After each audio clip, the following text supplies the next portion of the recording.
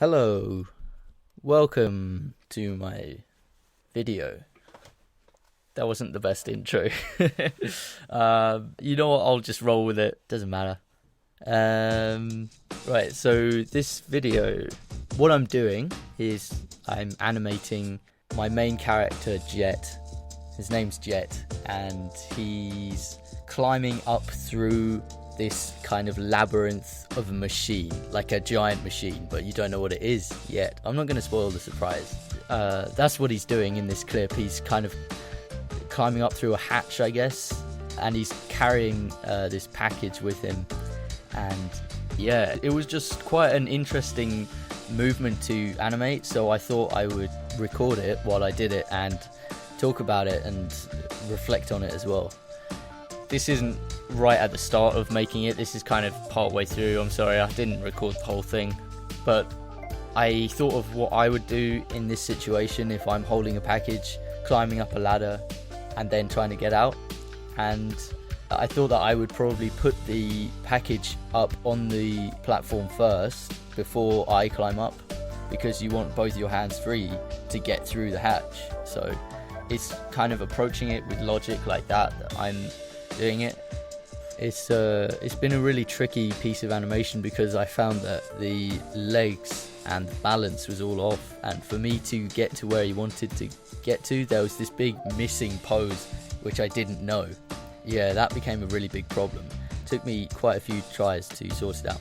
Pose to pose animation versus what's the other one called? Continuous animation. Which one's better, you might ask?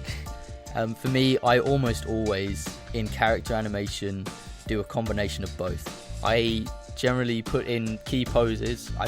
So you start off with the pose that's the most important, that signifies the entire movement, right? And then you build around that. In this one I've actually been quite bad, and I just started from the start and worked my way through the key poses, and occasionally when I needed to feel out the motion a bit more, I would add an in-between here or there. But with the in-betweens, they're like in-betweens, but they're not directly in-between. I've forgotten what you call them. I didn't, for this one, get any reference footage or anything. And reference footage would have probably helped a lot for this, because it is quite an awkward movement, and I did have to redraw a lot of the poses. Like this foot here, I had to redraw that a couple of times to get the movement right.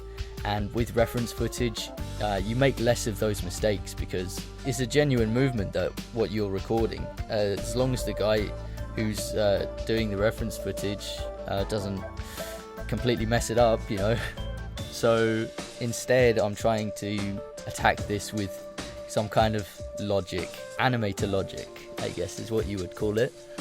And I'm not great at drawing the clothes, but I thought I would try. Normally I draw the simple forms first, so the muscular forms and stuff, and then I draw the clothes on top.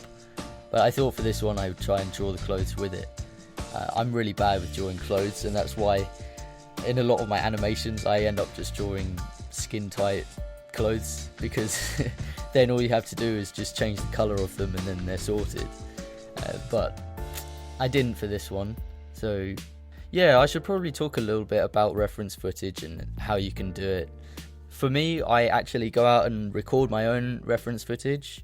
I just take a camera with a tripod into the back garden or whatever, or into a sports hall somewhere. Wherever you need the equipment or whatever, I set it up and I record, and I just do it by myself. I've done it in my room as well. I'll put some it's going to be embarrassing, but I'll put some of it up for you to see, and then you can laugh at me going through poses on my own. But it will be, you know, it's all fun. If I don't have the resources to get a necessary piece of reference footage, then I will usually use a website like Shutterstock or stockphoto.com, which are like these, well, they're stock photo websites, and they have loads of stock images, and generally if you search in something you can find more or less what you're looking for very quickly, and they have very short clips which you can preview. It's really good. Try it out the next time you need some reference footage. And I prefer this method over YouTube, because with YouTube you never know what's going to come up if you search something in, and if you search it, generally you'll be looking through a dozen long videos before you find what you want to get for reference footage. So I tend to go with stock photos. I know I'm talking about stock footage a lot, but actually I use stock footage surprisingly little. Depending on what I'm making, I tend to try it at least with my imagination first before I go into stock footage. That's not all the time. Before I made this animation here, one of the first things I did was I got a list of movements I knew would be in the scenes once I'd made the storyboard, that is, and I went out and recorded them all and had a checklist, and I ticked off the checklist which ones I had made, and then I got them all onto my computer and I looked through them, deleted the bad ones, and then they were there on my computer for when I needed them. So that's a really good way to do it.